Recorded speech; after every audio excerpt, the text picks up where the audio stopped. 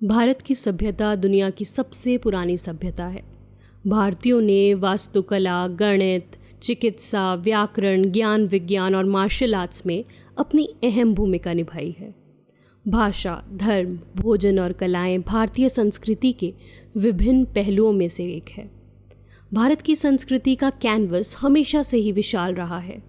देश अपने आप में सदियों से सहिष्णुता, सहयोग और अहिंसा का जीता जागता उदाहरण रहा है। 11 सितंबर 1893 को शिकागो में दिए गए अपने भाषण में स्वामी विवेकानंद ने भी इस तथ्य को प्रतिपादित किया।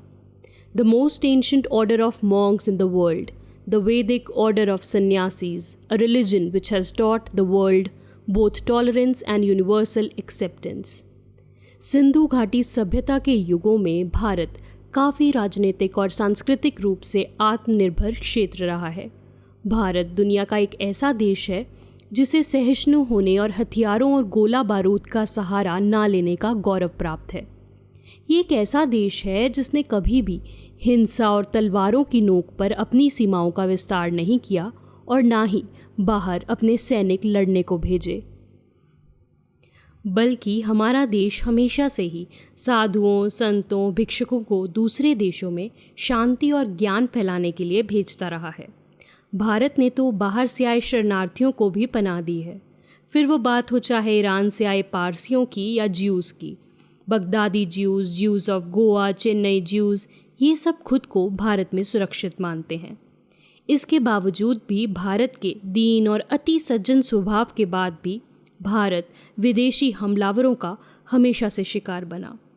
मौर्यन साम्राज्य ये एक भारतीय राजवंश द्वारा बनाया गया सबसे बड़ा साम्राज्य था, जिसमें आज का अफगानिस्तान, पाकिस्तान, बांग्लादेश, तिब्बत ये सभी देश आया करते थे। चंद्रगुप्त मौर्य ने अपनी मर्जी से अपने बेटे बिंदुसार को सिंहासन देने से पहले 324 से 297 ईसा पूर्व तक शासन किया और फिर बिंदुसार ने अपनी मृत्यु तक यहाँ शासन किया। उनके अधीन मौर्य साम्राज्य पूर्वी ईरान से बर्मी पहाड़ियों की पश्चिमी सीमाओं तक और हिमालयी आदिवासी साम्राज्य से प्रायद्वीपीय भारत के दक्षिणी पठारों तक फैला हुआ था। 18वीं सदी आते आते भारत हमलावरों का शिकार हुआ। मुगलों ने 16वीं से 18वीं सदी के मध्य तक भारत पर राज किया। भारत पे राज करने वाले विदेशियों में आखिरी ब्रिटिशर्स थे। भारतीय धन सभ्यता को लूटना, भारत में अपने धर्म का झंडा गाड़ना बाहरी हमलावरों का मकसद रहा है। ब्रिटिशर्स ने भारत में भारतीय विकास और इतिहास को तोड़ मरोड़ के पेश करने की कोशिश की है और ये भी सिद्ध करने की कोशिश की है कि भारत में पहली बार ज्ञान विज्ञान और ये सब विकास ब्रिटिशर्स ही लाए थे। कुछ ब्रिटिश भगत विद्वान तो ये भी दावा करते हैं कि ब्रिटिश शासन ने ही भारत को एक राष्ट्र के रूप में संगठित किया, जो कि कोरा झूठ है। विदेशी हमलावरों के आने से पहले हम खुश थे, समृद्ध थे, उन्नत थे और शांति से रहते थे और सभी को अपनी पूजा पद्धति की पालना करने का अधिकार था और समाज में मेरी पूजा पद्धति ही श्रेष्ठ है या कन्वर्जन करने की होड़ नहीं थी। ब्रिटिशर्स ने उद्योगों को तबाह किया, धन संपदा लूट के कंगाल कर दिया और भारत के नौजवानों को प्रथम और द्वितीय वर्ल्ड वॉर में सस्ते भाड़े वाले सैनिकों की तरह इस्तेमाल किया। ब्रिटिशर्स को कच्चा माल देने की जिम्मेदारी भी भारत के कंधों पर लाद दी। व्यापार के लिए आए ब्रिटिशर्स ने यहाँ से सब कुछ हथियाने की कोशिश की। इस सोने की चिड़िया को लूटने का काम ब्रिटिशर्स ने किया था। उन्होंने भारतीयों को आपस में लड़वाने का भी काम किया और फिर शुरू किया डिवाइड एंड रूल का खेल। अगर आप ये कहें कि भारत का विभाजन पहली बार 1947 में हुआ तो ये कहना गलत होगा, बल्कि उससे लगभग 40 साल पहले यानी कि 1905 में भारत का विभाजन होना शुरू हो गया था। कलकत्ता ब्रिटिश राज के ताज का गहना था और बंगाल सबसे बड़ा प्रांत था, लेकिन कौन जानता था कि इसका गौरव फीका पड़ने वाला है। बंगाल का विभाजन राष्ट्रीयता के इतिहास में एक मोड़ लाने वाली घटना थी।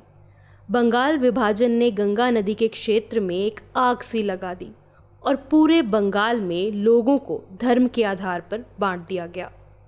विदेशी ताकतों ने भारत के विभाजन को जातों और भारतीयों को धर्मांतर करके सुनिश्चित किया, जिसमें पहली बार 1905 में बंगाल के विभाजन की बात हुई, लेकिन उस समय भारत के लोगों ने इसका विरोध किया, जिसकी वजह से ब्रिटिश गवर्नमेंट के फैसलों को वापस लेना पड़ा। लेकिन मुस्लिम लीग द्वारा दो राष्ट्र थ्योरी को बढ़ावा देने की साजिश रचकर अंग्रेज़ों ने भारत के विभाजन के लिए राजनीतिक ज़मीन तैयार की। भारत के उस समय के अधिकांश राजनेता ब्रिटिशर्स के कुटिल चालों को नहीं भांप पाए और खिलाफत मूवमेंट से लेकर पाकिस्तान बनने तक की ब्रिटिशर्स की टू नेशंस थ्योरी को विफल करने में नाकाम रहे। इसके फलस्वरूप भारत को बहुत कुछ सहना पड़ा। अब बात करते हैं 16 अगस्त 1946 की, डायरेक्ट एक्शन डे, जिसे हम ग्रेट कलकत्ता किलिंग के रूप से भी जानते हैं। लड़के लेंगे पाकिस्तान, ये कहना था उन लोगों का जो सड़कों पर बिना किसी दहशत के गैर मुसलमानों को मार रहे थे। 15 अगस्त 1947 में भारत को स्वतंत्रता मिली थी, लेकिन इसके ठीक एक साल पहले यानी 16 अगस्त 1946 को भारत ने धार्मिक कट्टरवाद का यह रूप देखा, जिसके बारे में जानकर बंगाल के लोग आज भी सिहर जाते हैं। But the East Pakistan Muslims, they started again a genocide against the Bengali Hindus in that. There also several thousand Bengali Hindus were murdered cold-blooded. Next episode is in 1971. 1971, we are trying to make it internationally. They would say, if you say Bangladeshi people, they will say Bengali genocide, that Bengalis were killed by Pakistanis. See, some Bengali Muslims no doubt were killed in several thousand, but they were killed as a political opposition.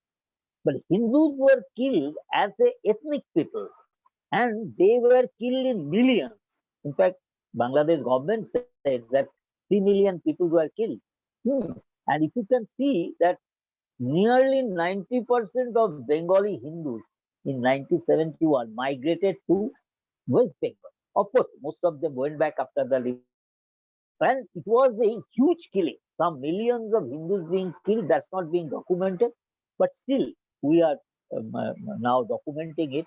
And it may be interesting that in United States, Hindu American Foundation has accepted it as a Hindu-Bengali genocide 1971. Pakistan के संस्थापक मोहम्मद अली जिन्ना ने इस दिन direct action day की घोषणा की थी, जिसके बाद लाखों मुसलमान कलकत्ता में जमा हो गए थे और कुछ ही घंटों में हज़ारों गैर मुसलमानों का नरसंहार हुआ था। ये वह समय था जब 1946 में ब्रिटिश शासन द्वारा भारतीयों को सत्ता ट्रांसफ़र करने की तैयारी हो रही थी। ब्रिटिश प्रधानमंत्री क्लेमेंट एटली ने भारत में कैबिनेट मिशन नामक 3 सदस्यीय टीम भेजी और पार्टी का उद्देश्य भारतीयों को सत्ता देने की अंतिम योजना को ठोस आकार देना था। पार्टी ने भारत आकर कांग्रेस और मुस्लिम लीग के नेताओं के साथ बैठक की, जिसमें मोहम्मद अली जिन्ना ने एक अलग देश की मांग की और संविधान सभा का बहिष्कार भी किया। इसके बाद जिन्ना ने मुंबई में एक प्रेस कॉन्फ्रेंस की, जिसमें उन्होंने कहा कि मुस्लिम लीग अपना अलग देश पाकिस्तान चाहती है और अगर उन्हें यह नहीं दिया गया तो उन्हें डायरेक्ट एक्शन डे के बारे में सोचना पड़ेगा। 16 अगस्त 1946 में नजीमुद्दीन और सुहरावर्दी ने खुलेआम गैर मुसलमानों का नरसंहार करवाया। इस दिन दोपहर होते होते शहर के अलग अलग हिस्सों से तोड़ फोड़, आगजनी और पथराव की खबरें आने लगीं। ख्वाजा नजीमुद्दीन और सुहरावर्दी के भाषण ने हिंदुओं के खून के प्यासे हिंसक दंगाइयों की भीड़ को मोड़ दिया और कलकत्ता में केवल 72 घंटों में 6,000 से अधिक लोग मारे गए और 20,000 से अधिक लोग घायल हुए। 1 लाख से अधिक लोग बेघर हो गए और एक रिपोर्ट के मुताबिक डायरेक्ट एक्शन डे पर कुल 5 लाख मुसलमानों ने गैर मुसलमानों की हत्या की। इसके बाद दंगों ने शहर के जीवन को पूरी तरह से अस्त व्यस्त कर दिया। खाद्य और अन्य आवश्यक आपूर्ति दुर्लभ हो गई और महामारियों ने महानगर को संकट में डाल दिया। कलकत्ता सांप्रदायिक क्षेत्रों में विभाजित हो गया। हिंदू और मुसलमान एक दूसरे के क्षेत्रों में जाने से बचने लगे। पूरे 1 साल तक कलकत्ता लगातार सांप्रदायिक दंगों का दृश्य बना रहा। भारत की स्वतंत्रता वाले दिन होमिसाइड की दास्तां इतनी दर्दनाक है कि अभी तक लोग इसके सदमे से बाहर नहीं आ पाए हैं। अब हम बात करते हैं भारत के विभाजन की। हाल ही में भारत ने आज़ादी के 75 साल पूरे किए। 15 अगस्त 1947 में हमारा भारत आज़ाद तो हुआ, लेकिन इसके 2 हिस्से कर दिए गए, भारत और पाकिस्तान। अगस्त 1947 में जब भारत में 300 वर्षों के बाद अंग्रेज़ों ने आखिरकार इसे छोड़ दिया, तो यह उपमहाद्वीप 2 इंडिपेंडेंट नेशंस में विभाजित हो गया। हिंदू लोग भारत में चले गए और मुस्लिम लोग पाकिस्तान। इसे मानव इतिहास में सबसे बड़ा माइग्रेशन माना गया है। 1947 को अब तक का सबसे खूनी माइग्रेशन भी माना गया है, क्योंकि लाखों मुसलमानों ने पश्चिम और पूर्वी पाकिस्तान की यात्रा की, जबकि लाखों हिंदू और सिख विपरीत दिशा में चले गए। जितनी खुशी हमें भारत के आज़ाद होने की थी, उतने ही दर्द भरी दास्तां हमारे चौखट पर दस्तक दे चुकी थी। यह थी भारत और पाकिस्तान के बीच में खिंचने वाली लकीर। ये एक ऐसी लकीर थी जिसका खामियाजा लाखों लोगों ने अपनी जानें देकर चुकाया और करोड़ों लोग अपने बसे बसाए घरों को छोड़ने को मजबूर हो गए। पंजाब के विभाजन के दौरान का ये किस्सा बहुत दर्दनाक है। पाकिस्तान से खून से लथपथ ट्रेन जिसमें कटी हुई लाशें थी, वे भारत पहुंची। यह बताना है चीफ कंट्रोलर बालकृष्ण गुप्ता का। विभाजन के दौरान वो ही इस लाशों से भरी ट्रेन को लाए थे, जो कि हुसैनी वाली रेलवे स्टेशन से होती हुई फ़िरोज़पुर के छावनी स्टेशन पर पहुंची थी। पाकिस्तान से हिंदू सिख फ़िरोज़पुर आने को तैयार थे, तो जब बालकृष्ण गुप्ता ट्रेन वहां से ला रहे थे तो रास्ते में मुस्लिम लीग के गुंडों ने ट्रेन पर धावा बोल दिया। उन गुंडों ने सभी लोगों को तेज़धार तलवारों से काट दिया। अब ये किस्सा है 6 अगस्त 1947 का, जब 74 गैर मुसलमानों का कत्ल लुधियाना फ़िरोज़पुर रोड पर कर दिया गया। हमारी अमृतसर की ज़मीन खून से लाल हो चुकी थी। हर रोज़ 100 से अधिक गैर मुसलमानों का शरेआम कत्ल किया जाता था। आज़ादी से 48 घंटे पहले यानी 13 अगस्त को लाहौर से अमृतसर के लिए ट्रेन रवाना हुई थी और लाहौर के मुगलपुरा स्टेशन से चली ये ट्रेन में एक भी जिंदा व्यक्ति भारत नहीं पहुंच पाया था। लगभग 42 हिंदू सिखों को ट्रेन पकड़ने से पहले ही मौत के घाट उतार दिया गया। जब पंजाब बंटवारे की आग की लपटों में जल रहा था, तो भारत के विभाजन के दौरान महिलाओं के खिलाफ हिंसा एक व्यापक स्थिति थी। ऐसा अनुमान है कि विभाजन के दौरान 1 लाख के बीच महिलाओं का अपहरण और बलात्कार किया गया था। मार्च 1947 में रावलपिंडी जिले में गैर मुसलमान पुरुष और महिलाओं के खिलाफ व्यवस्थित हिंसा शुरू हुई, जहां मुस्लिम भीड़ ने गैर मुसलमान महिलाओं को निशाना बनाना शुरू कर दिया। हिंसा को ऑर्गेनाइज्ड रूप से अंजाम दिया गया, जिसमें पठान हिंदू और सिख महिलाओं को शरणार्थी ट्रेनों से ले गए। एक सिख व्यक्ति जिन्होंने 1947 का वो मंजर देखा है, उनका कहना है कि वे बहुत ही मुश्किल समय था। उनकी आंखों के सामने उनके हिंदू भाई बहनों को मारा जा रहा था। वे समझ नहीं पा रहे थे कि वो आज़ाद होने का जश्न मनाएं अपने भाइयों के मरने का मातम। अल्लाह अकबर या अली अक्का अल्लाह अकबर या अली नाल ही उन्होंने कुलाड़ियाँ होंदियां सन, कुलाड़ियाँ उछाल रहे सन और बड़े मतलब यानी एग्रेसिव सन, बड़े गुस्से विच सन, जिस तरह कि सानू खाई जाणगे। तो साढ़े वास्ते भी एक नवी गल सी कि सदियां तो असीं उत्थे लोग रह रहे सन कि होया की है। मेरी भैन मान कौर जिहड़ी मेरे को 2 साल वड्डी सी, 18 और 19 साल की सी, और बैठ गई। मेरे पिताजी ने खंडा जब कर लगे तो वो वार जिहड़ा सी वो लग्या ना, वार लग्या ना, रब जाने मुँह आ गया और की हो गया। मेरी बहन ने अपनी गुत्त इंज की थी और मेरे पिताजी ने बड़े गुस्से नाल ਉਹਦਾ ਦੁਪੱਟਾ ਇੰਜ ਕੀਤਾ और मोरी कृपान और सिर परे 9 मार्च 1947 को शाम का वक्त जब था, जब रहरा साहब का पाठ हो रहा था तो देखा लोगों ने कि आग लगी हुई है कहीं। नाराज तकबीर या अली, नाराज तकबीर या अली करते हुए आ रहे हैं। हाथ में कुहाड़ियाँ उठाई हुई हैं, डांगें उठाई हुई हैं। हज़ारों की तादाद में लोग इकट्ठे आके जिस जगह हम थे घेर लिया। घेरने के बाद कहते हैं एक लड़की चाहिए हमको, एक लड़की मांग रहे हैं कि इस जूते में दे दो।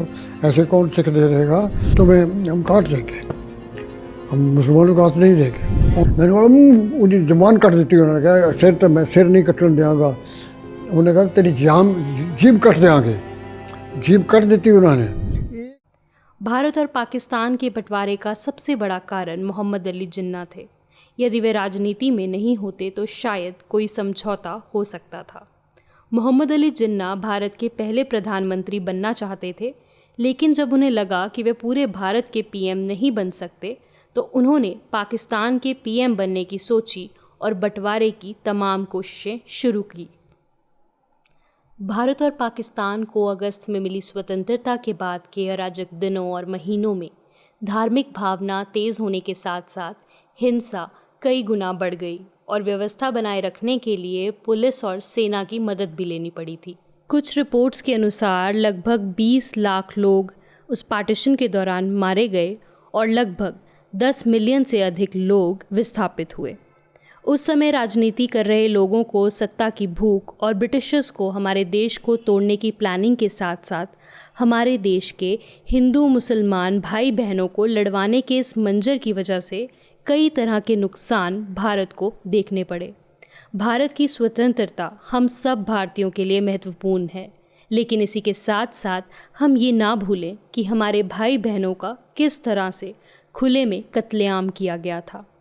हाल ही में केंद्र सरकार ने स्वतंत्रता दिवस से ठीक एक दिन पहले यानी 14 अगस्त को विभाजन विभीषिका स्मृति दिवस यानी पार्टीशन हॉरर्स रिमेम्बरेंस डे के रूप में मनाने का ऐलान किया है। इस मौके पर प्रधानमंत्री ने ट्वीट किया कि देश के बंटवारे के दर्द को कभी भुलाया नहीं जा सकता।